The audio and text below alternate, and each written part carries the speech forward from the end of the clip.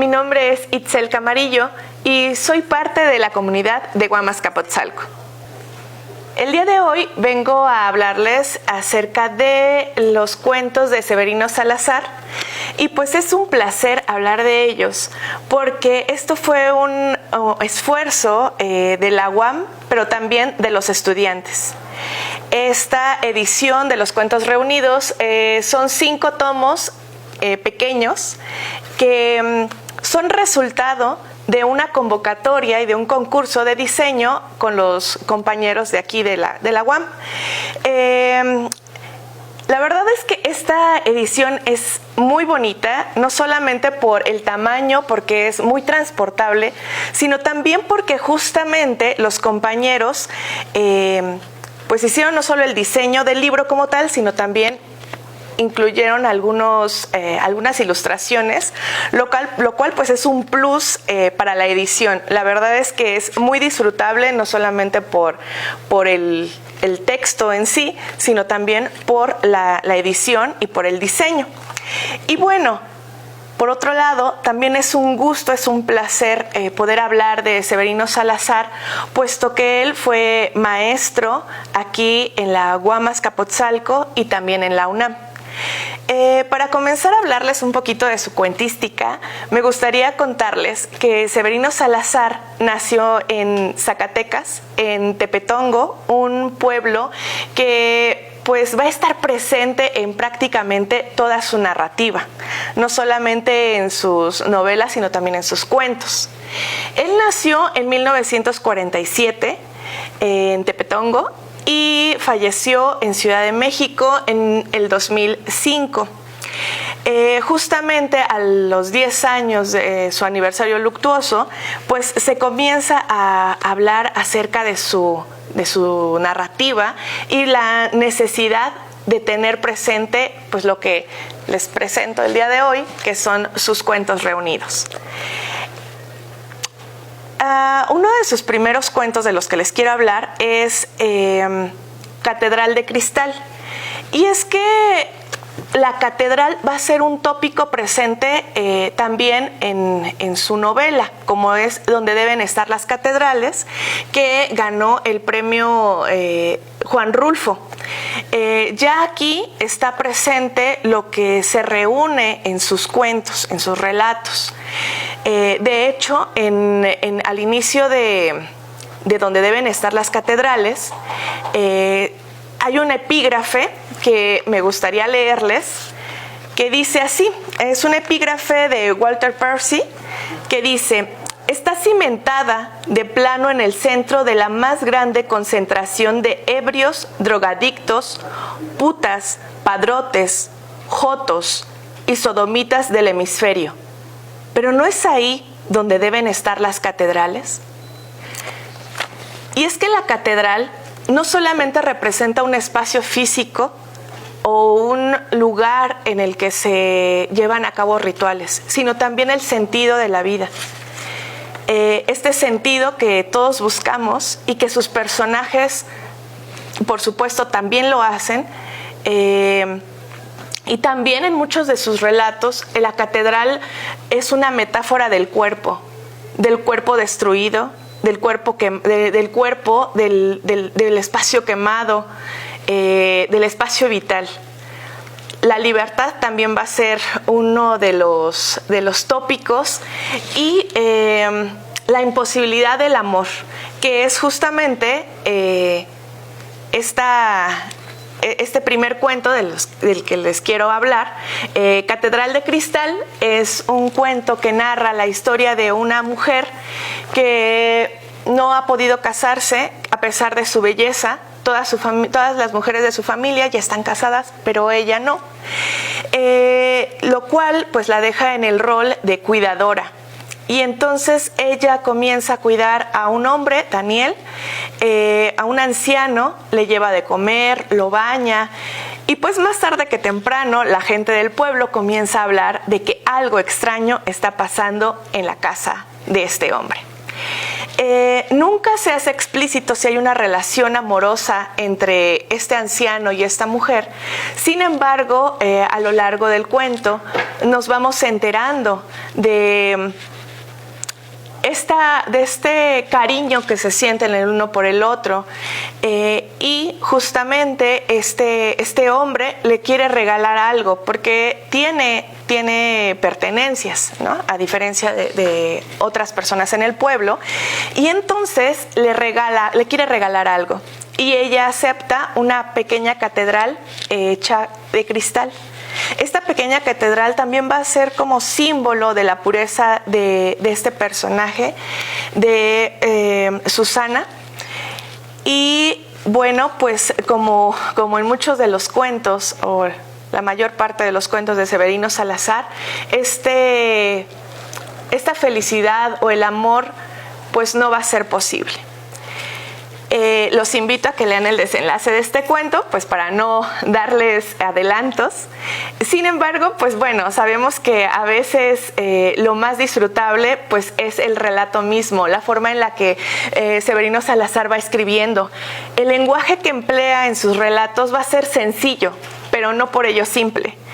Te va atrapando, te lleva de la mano por paisajes, descripciones, que de pronto en ese lenguaje tan sencillo va apareciendo también la poesía, un lenguaje poético que uno sin querer se va enredando en él.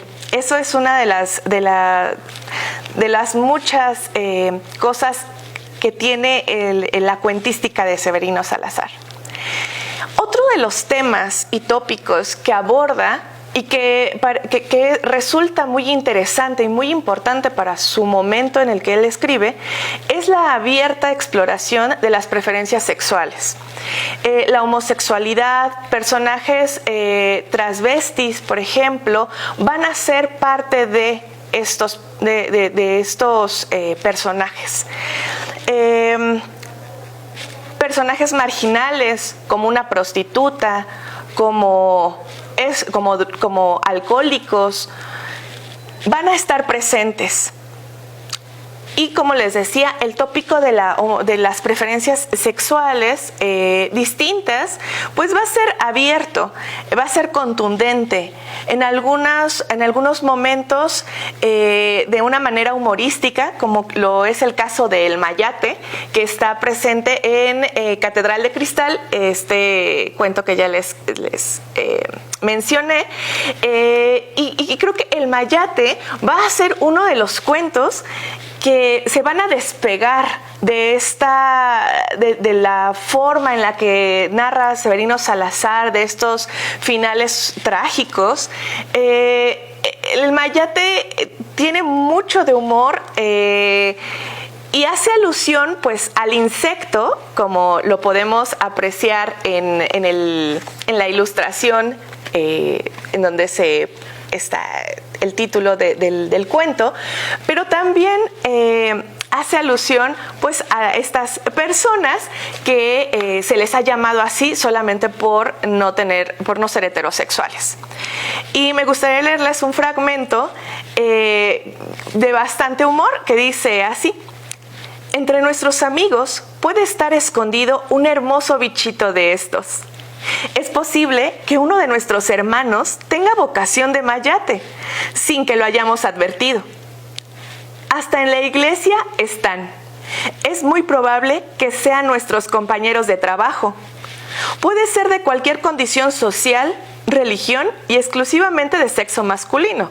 Por eso no se reproduce. Esta referencia, este juego que emplea Severino Salazar, no solamente se queda en una superficie o dentro del humor, sino también hace una crítica social, una crítica incluso hacia el clero, ¿no? En donde dice, hasta en las iglesias están. La iglesia, pues, como ya mencionaba, pues va a ser tópico, ¿no? Presente en la catedral. Por ejemplo, y bueno, esta relación entre la catedral y la idea de la homosexualidad va a estar presente en otro de los cuentos que me parecen un eje medular de su cuentística, que es Jesús, que mi goce perdure. Aquí va a hacer repetidas alusiones una y otra vez a la imagen de la catedral, desde el cuerpo de los personajes hasta los espacios mismos. Jesús, que mi gozo perdure, habla acerca de una pareja que llega a trabajar a un bar, a una casona que pues hace la función de bar, de antro. Esta pareja es una cantante, lo conforma una cantante, una bella bailarina llamada Terry Holiday y su pareja. Ambos muy guapos, y señala conforme va avanzando el cuento que las chicas pues se le acercan a la pareja de Terry, y a pesar de que las chicas pueden ser muy guapas, las bailarinas de este lugar, parece que a este hombre no le gusta ninguna otra mujer más que Terry Holiday. A lo largo del cuento también nos van describiendo el cabello largo, tan hermoso que tiene Holiday, pero también poco a poco se van dando algunas pautas que nos hacen creer que Holiday no es una mujer, como cuando señalan que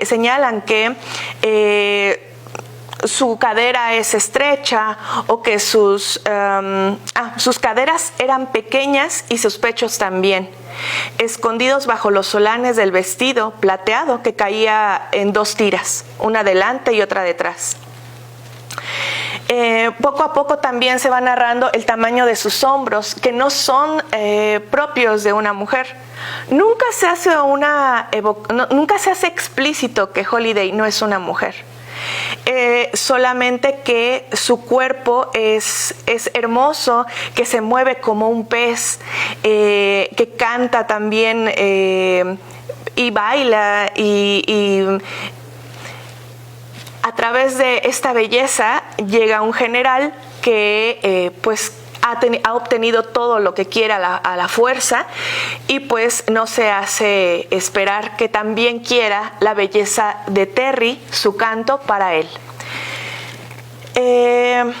Les voy a leer un fragmento. Dice: Terry y todos los hombres que vienen por mi compañía y que frecuentan esta casa me marean con su ir y venir, como las palomas han de marear a las torres de la catedral.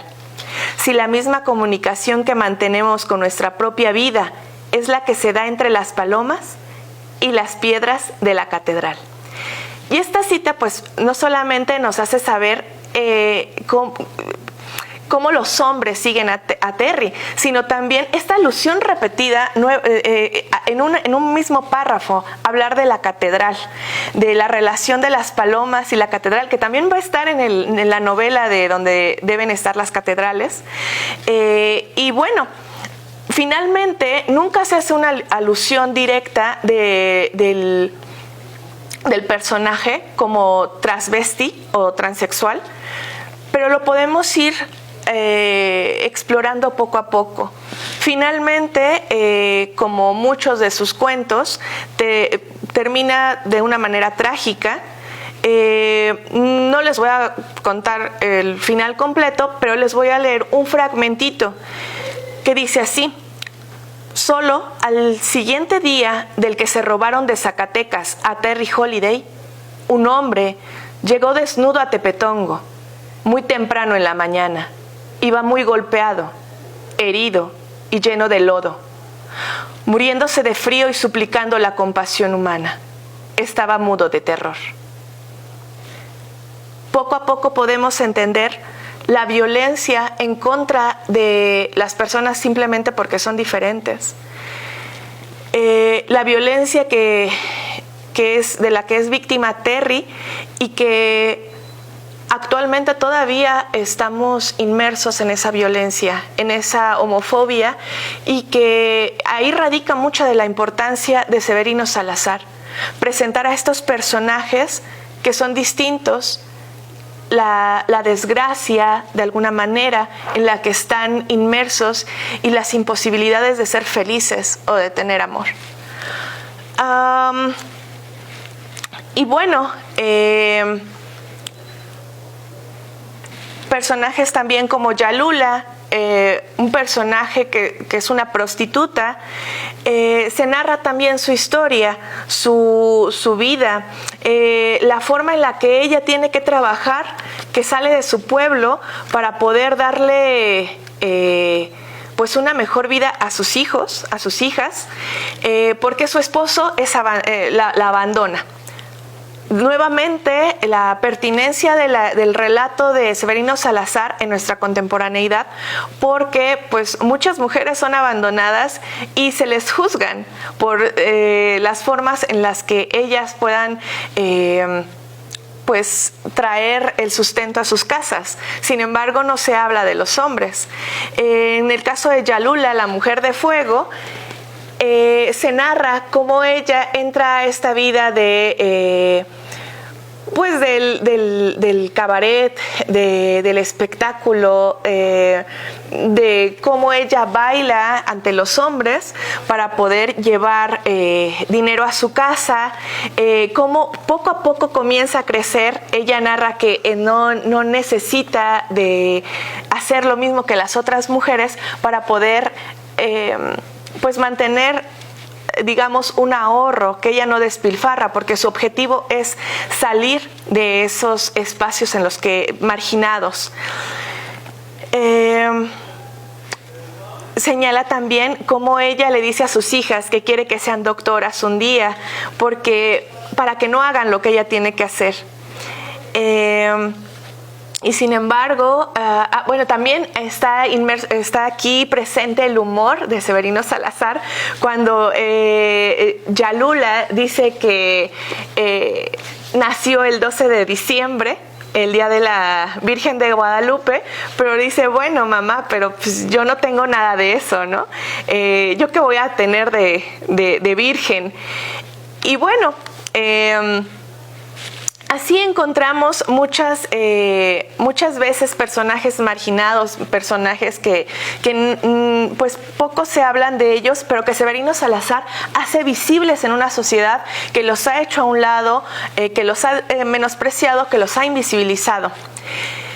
El último cuento del que les quiero hablar, no por ello los demás son increíbles, los invito a buscar esta edición hermosa, es Tepetongo en la azotea. Tepetongo en la azotea habla, pues en su nombre lo dice, de Tepetongo, de este espacio en el que nació nuestro autor, pero de una manera que contrasta el campo y la ciudad, que también va a ser un tópico presente en la narrativa de Severino Salazar. Estos contrastes, no solamente entre la ciudad y el campo, sino también entre el amor, el desamor, entre el destino y la construcción de destino, de la libertad, vaya. Tepetongo en la azotea narra la historia de una familia que sale de Tepetongo, de su pueblo natal, para conseguir nuevas oportunidades en la ciudad. Nos relata cómo el padre de esta familia, la cabeza de esta familia, busca trabajo y cómo a fuerza de voluntad y de trabajo va haciendo que sus patrones le tengan tanta confianza de dejarle vivir en el edificio en el que primero va a ser intendente, pero luego se va a ir colocando poco a poco hasta el punto de llevar a toda su familia, a sus hijos, a su esposa, para que trabajen en este edificio. Le dan el espacio, ya una vez ganada la confianza, le dan la azotea del edificio para que ahí viva. Él los convence de una manera muy humorística, pero también muy propios de una persona con una fuerza de voluntad increíble. Les dice que si ellos lo contratan y lo dejan vivir ahí, pues también puede ser el cuidador del edificio. Poco a poco, su mujer empieza a llenar de plantas, compra unos guajolotes, un par de huevos que se los mete en el pecho para calentarlos, hasta que nacen un par de guajolotes los cuales se reproducen y se reproducen hasta un momento en el que ya parece esto pues fuera de serie. Llevan una vaca y un becerro a vivir al techo de Tepetongo, de la azotea, que pues por eso se llama Tepetongo en la azotea, porque va a recrear la mujer de este hombre, Tepetongo, en la azotea de un edificio que está en Reforma, en Ciudad de México.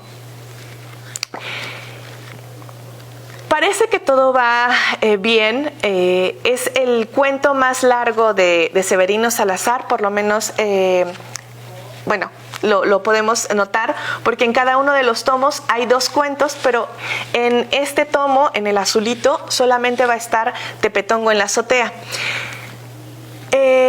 Parece que todo va bien. Sin embargo, el final va a evocar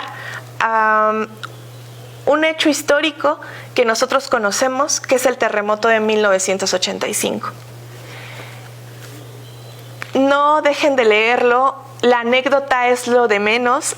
A veces los cuentos de Severino Salazar están compuestos por una anécdota muy sencilla. Sin embargo, la manera en que los narra nos va atrapando, que yo podría asegurarles que más de uno va a llorar con Tepetongo en la azotea.